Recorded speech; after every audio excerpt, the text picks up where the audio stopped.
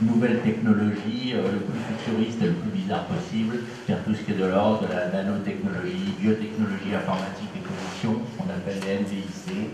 Je m'intéresse aussi beaucoup aux réalités virtuelles, aux jeux vidéo, etc. Alors, ce dont on va parler maintenant, ça va continuer un peu la discussion de ce matin sur la notion de programme et de donneur d'ordre. Et ce que je vais essayer de vous montrer, c'est qu'en fait, il peut exister, même dans le monde purement numérique, des programmes sans donneur d'ordre, des programmes qui génèrent de l'aléatoire et de la complexité, et que c'est même quelque chose de très facile. Alors, on va commencer par le grand classique de tous ces programmes, qui est le jeu de la vie, le fameux jeu de la vie de Conway. Est-ce que certains d'entre vous connaissent le jeu de la vie?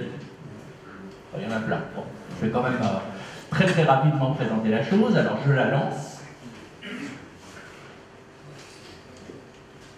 Et je vous explique. Voilà. Voilà les bestiaux. Alors, qu'est-ce que c'est? Le jeu de la vie, c'est un jeu, tout simplement. C'est un jeu informatique, on n'y joue pas, hein, le jeu se joue tout seul. C'est un système de règles. Alors, les règles sont très très simples. Vous avez des petits carrés qui sont allumés et des petits carrés qui sont éteints. Un carré qui est éteint s'allume si mes souvenirs sont bons, deux carrés allumés à côté de lui. Il s'éteint s'il a trois carrés à côté de lui ou s'il n'en a plus qu'un seul. Donc c'est quelque chose d'excessivement simple. Je peux mettre la lumière parce que... Après je partirai dessus. C'est quelque chose d'excessivement simple et ce qui est intéressant, c'est que c'est quelque chose sur lequel les scientifiques planchent depuis des années parce que c'est quelque chose qui génère une complexité monstrueuse. Alors, il y a un peu une historique de tout ça, c'est ce qu'on appelle un automate cellulaire. Le premier à avoir réfléchi à ce qu'on appelait un automate cellulaire. Qu'est-ce que c'est qu'un automate cellulaire? Un automate, parce qu'effectivement, il y a des choses qui bougent, et cellulaire, parce que c'est basé sur ces petits carrés qu'on appelle des cellules. Donc, en fait, un automate cellulaire, c'est simplement une grille de type bataille navale, où il y a des choses qui s'allument et qui s'éteignent ou qui changent de couleur. C'est tout, c'est un nom très compliqué pour quelque chose de très simple. Et le premier à s'être intéressé à ce sujet, c'est le créateur quasiment de l'informatique moderne, qui s'appelait John von Neumann, qui à la fin de sa vie a commencé à s'intéresser, et on touche déjà au sujet de la biologie de synthèse et des rapports entre le numérique et le vivant, a commencé à s'intéresser effectivement au vivant, et notamment il était fasciné par un problème qui s'appelait l'auto-reproduction, c'est-à-dire comment est-ce que quelque chose peut se reproduire. Et comment est-ce qu'il peut se reproduire, justement, et c'est ça l'intérêt de l'automate cellulaire, sans qu'il y ait quelque part une espèce de programme qui dit « toi, reproduis-toi ». Parce qu'effectivement, ça n'existe pas dans la nature, le donneur d'ordre centralisé.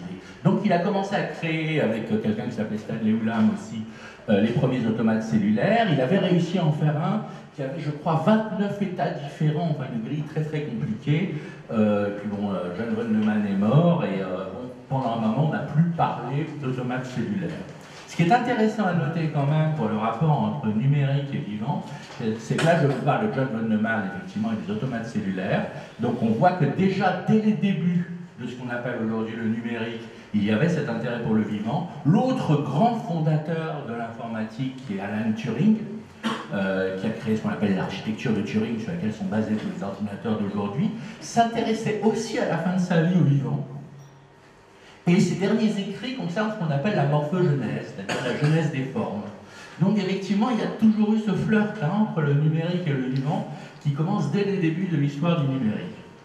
Donc les automates cellulaires, c'est lancé par von Neumann. En 1969, John Conway suggère le jeu de la vie, qui est beaucoup plus simple que l'automate cellulaire de von Neumann, puisque comme je vous ai dit, les règles, elles tiennent en 3 lignes.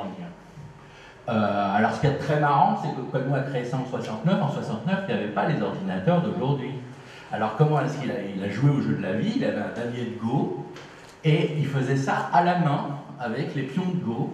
Et alors quand les petites formes s'en allaient loin du damier de Go, il prenait un papier, un crayon, et il faisait une espèce de nouveau damier qui collait à côté du damier de Go. Et des fois, comme ça, son jeu de la vie partait jusque dans la cuisine, etc. Parce qu'effectivement, ça devenait absolument immense.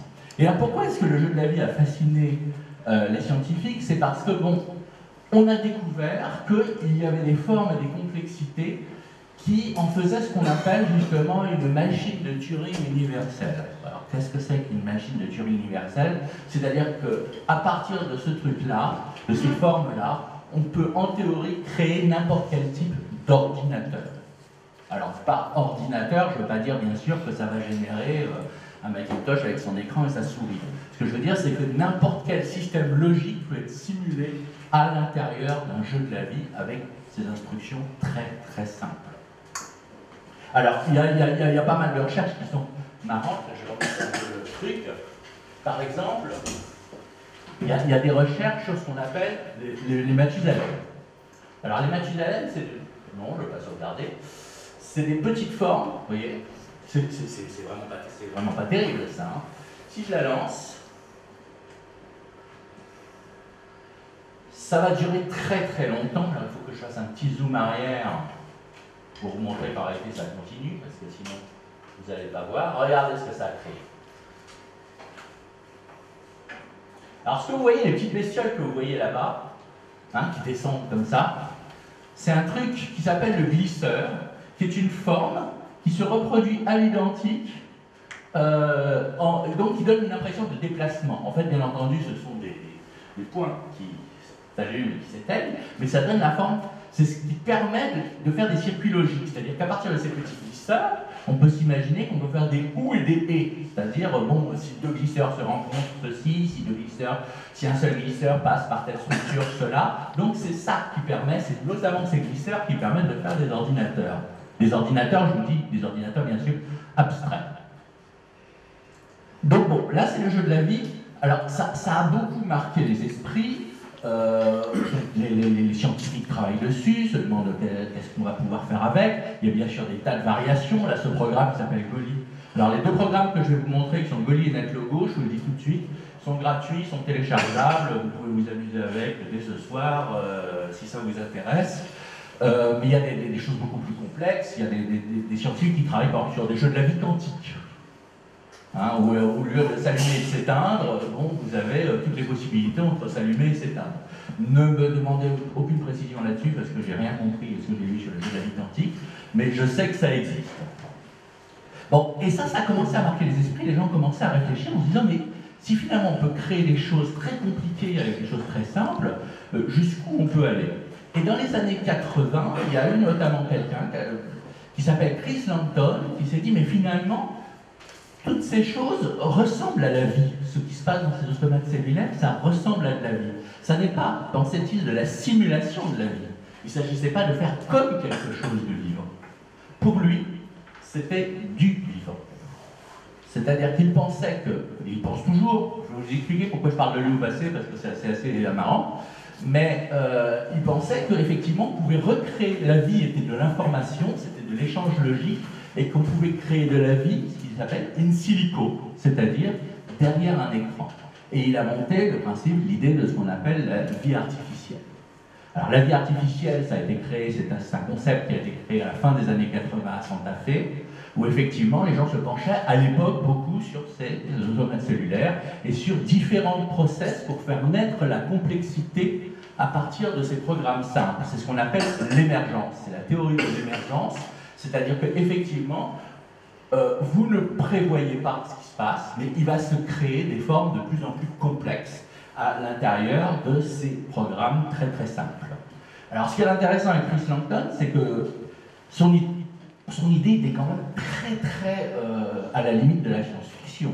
C'est-à-dire dire on peut créer de la vie derrière un écran, il ne s'agit pas de simulation, il s'agit de vraie vie.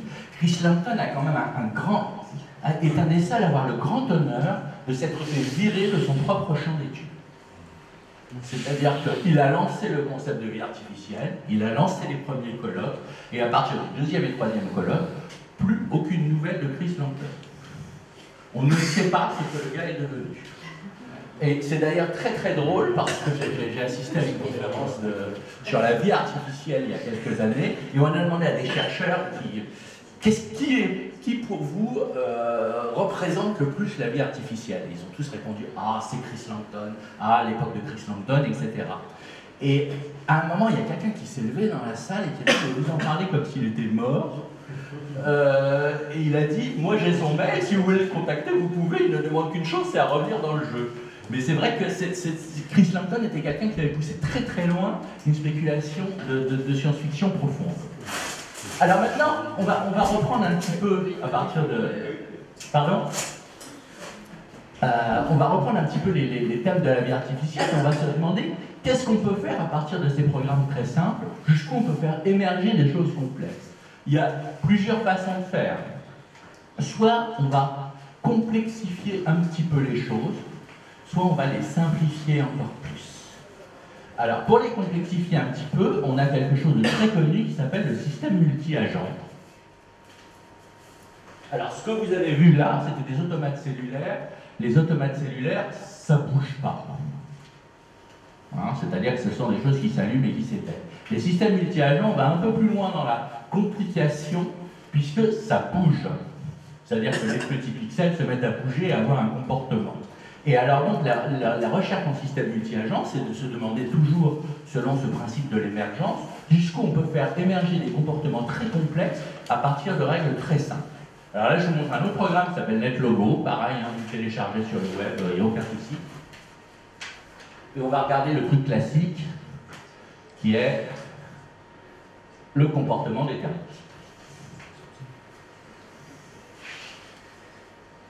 Alors, ça doit être en biologie, en toute logique.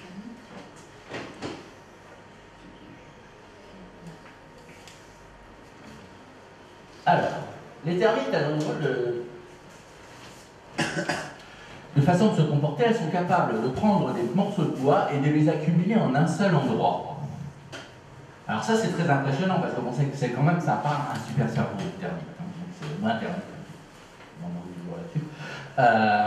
Donc, comment font-elles pour accumuler et savoir que tout le bois doit être dans un seul endroit? Qui est le donneur d'ordre, pour reprendre la discussion de ce matin? Eh bien, il n'y a pas de donneur d'ordre. Chaque termite agit en son nom propre. Alors, voilà un exemple de programme. Alors, les petites choses blanches sont les termites, et les jaunes, c'est les manchots.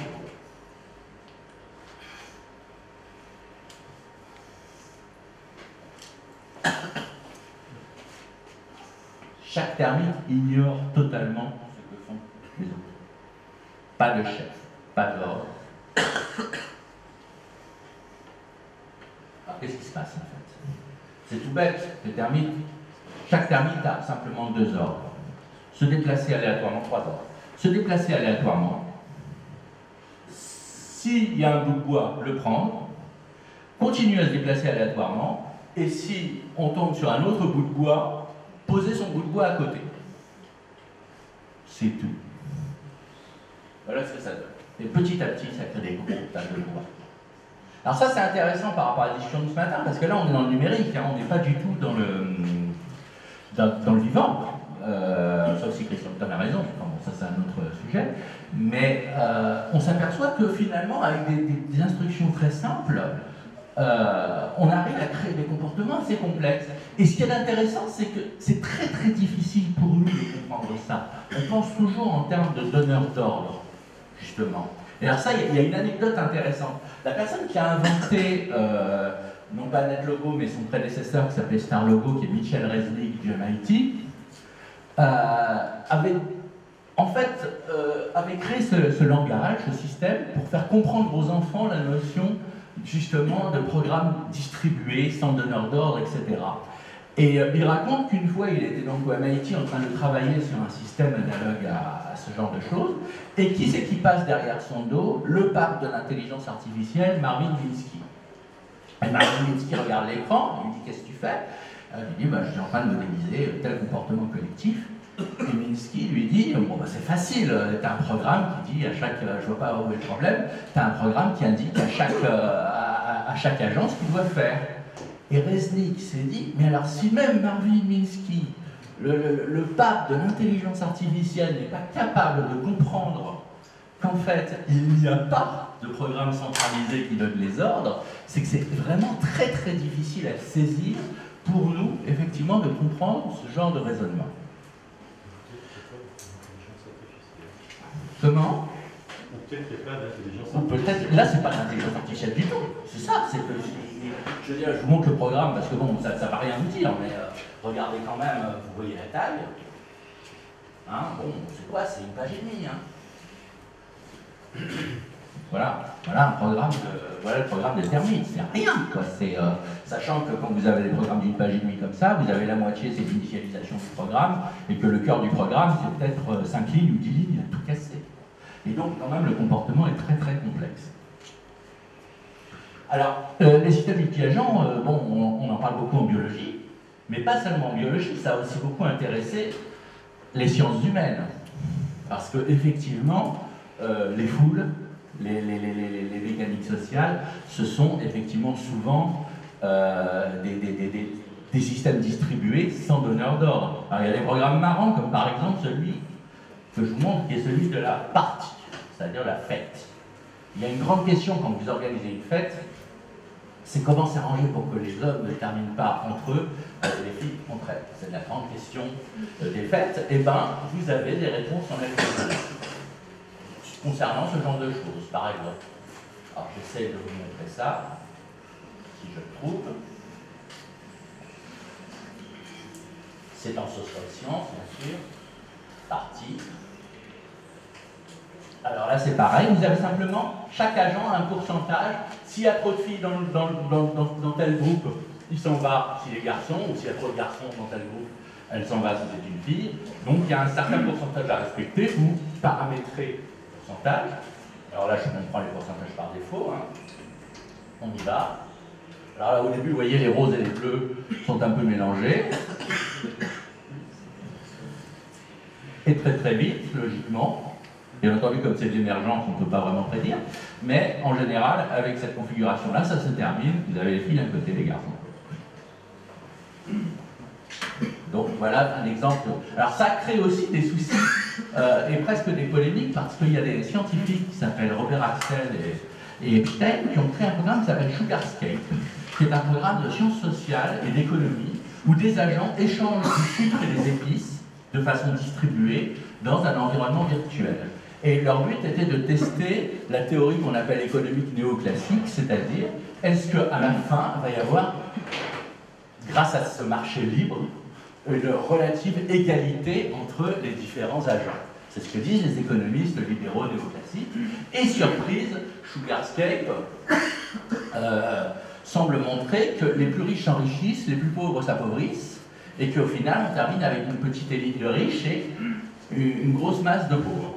Et ça de manière purement avec des agents qui, comme les termites, il n'y a pas de morale, il n'y a pas de choses comme ça, c'est simplement le jeu des échanges qui génère cette situation-là. Alors ça crée des polémiques parce que, est-ce que ça c'est le réel? Est-ce que Sugarscape c'est un modèle économique? Et alors ça c'est la première question qui se pose quand on travaille avec ces systèmes complexes, qui sont des systèmes très simples, c'est qu'est-ce que ça veut dire que travailler avec ces systèmes? On n'est pas du tout... Bon, moi j'aime bien appeler ça des systèmes no data. Tout le monde parle de big data. Là, vous n'avez rien du tout. Donc, qu'est-ce que ça signifie? Qu'est-ce qu'ils permettent de voir? Ils permettent de générer de possibles explications. C'est-à-dire, quand vous voyez un système comme ça, et qu'il produit un système complexe, vous vous dites peut-être que c'est cette règle-là que j'ai mis dans mon programme qui fait que ce système complexe est créé. On n'en est pas sûr. On ne sait pas. C'est vraiment le problème de problème de la carte et du territoire. Est-ce que la carte est le territoire? Donc, est-ce que Sugarscape modélise l'économie? Certainement pas au sens où un économiste le penserait. Hein, c'est un système ultra simplifié, complètement abstrait, etc. Et pourtant, il produit des résultats, il faut bien dire, qui sont plus proches de la réalité que les modèles très très complexes des économistes qui, en général, n'arrivent pas à prédire ce genre de résultats. Alors ça, c'est intéressant parce que c'est une science qu'on commence à appeler la science générative.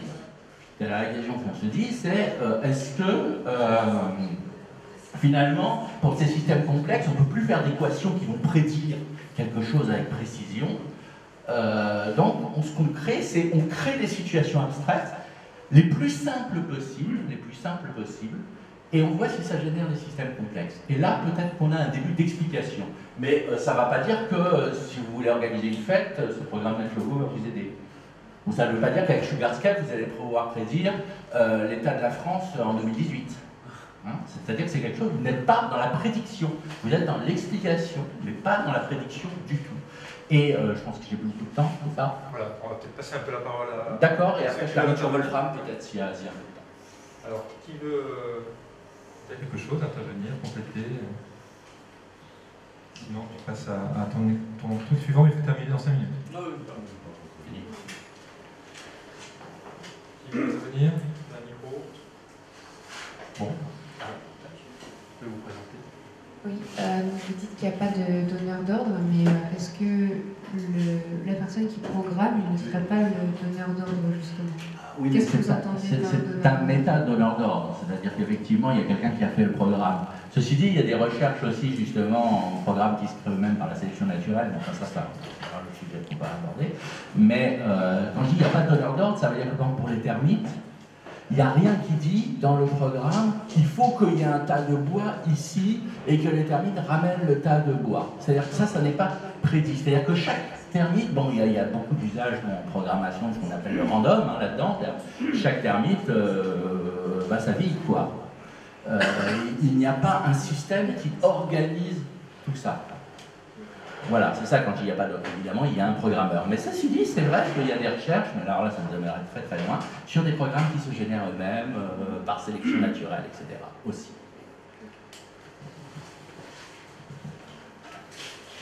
Oui.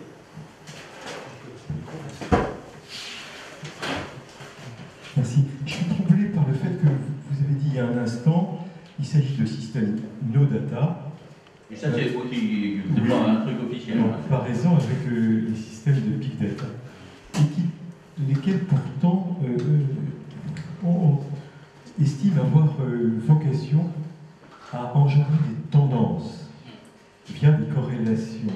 Donc, quelle différence entre ce que vous présentez et les big data? Alors, bon, moi, je ne suis pas expert en big data, tout de suite, mais c'est vrai que je suis quelqu'un de très sceptique sur la big data. Personnellement, bon, c'est-à-dire qu'effectivement, comme vous venez de dire vous venez de dire le mot magique, hein, c'est le mot corrélation.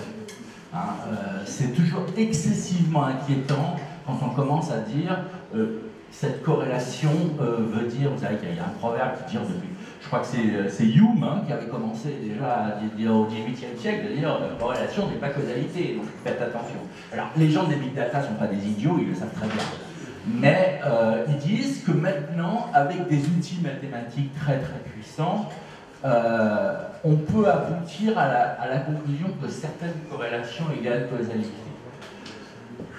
Bon, moi, je n'ai absolument pas le niveau pour juger ce genre de choses. Je sais que simplement Amazon continue à me suggérer des choses totalement idiotes et que Google n'a toujours pas compris le sens de mes recherches. Donc, bon, je suis un petit peu sceptique sur... J'ai l'impression qu'il y a beaucoup, mais je dis, hein, je suis incapable d'aller au-delà de l'équation du second degré, donc ne me prenez pas au sérieux. Et quand je dis au-delà, je suis même incapable d'aller à l'équation du second degré. Ne me prenez pas au sérieux là-dessus, mais j'ai quand même l'impression qu'il y a beaucoup de buzz autour de la notion de big data qui mérite peut-être d'être un petit peu plus creusé. Et je me dis, c'est pas du tout l'avis d'un scientifique, hein, donc c'est vraiment quelque chose de purement intuitif. Là, j'appelle ça des systèmes no data, effectivement, parce que, effectivement, vous voyez, ben, ça tient sur 3 lignes, hein, donc effectivement. Bon, maintenant, on pourrait imaginer un système, d'ailleurs, NetLogo permet d'ouvrir un fichier Excel et de charger un big data. On peut imaginer une synthèse un jour entre ça et le big data.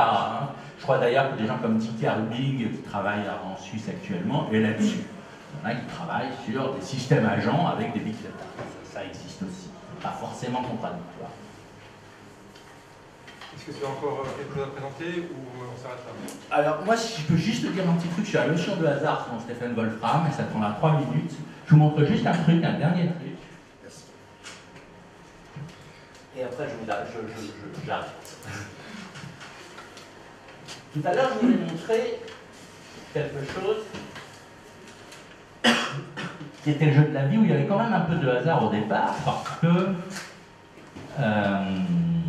computer science, je pense que c'est dedans,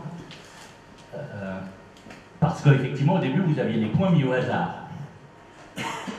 Bon, maintenant, il y a un autre système sur lequel travaille un chercheur qui s'appelle Stephen Wolfram, qui est assez connu, qui a créé notamment le logiciel Mathematica. Il est milliardaire, parce qu'il a créé le logiciel Mathematica. C'est des systèmes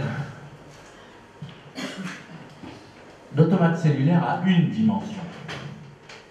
Alors ça veut dire quoi, ce automate cellulaire à une dimension? Vous commencez par un point, et ensuite, c'est le temps qui se déroule sur chaque ligne. Donc c'est une ligne à chaque fois au lieu d'être tout un écran en deux parties. Ce que dit Wolfram, c'est qu'en étudiant, il a étudié pendant des années ces automates cellulaires qui sont les plus simples possibles, à côté duquel le jeu de la vie est quelque chose de très très compliqué. Et il dit il y a plusieurs sortes d'automates cellulaires à une dimension. Il y a ceux qui terminent, finalement, ça devient qu'une ligne blanche ou une ligne noire. Bon.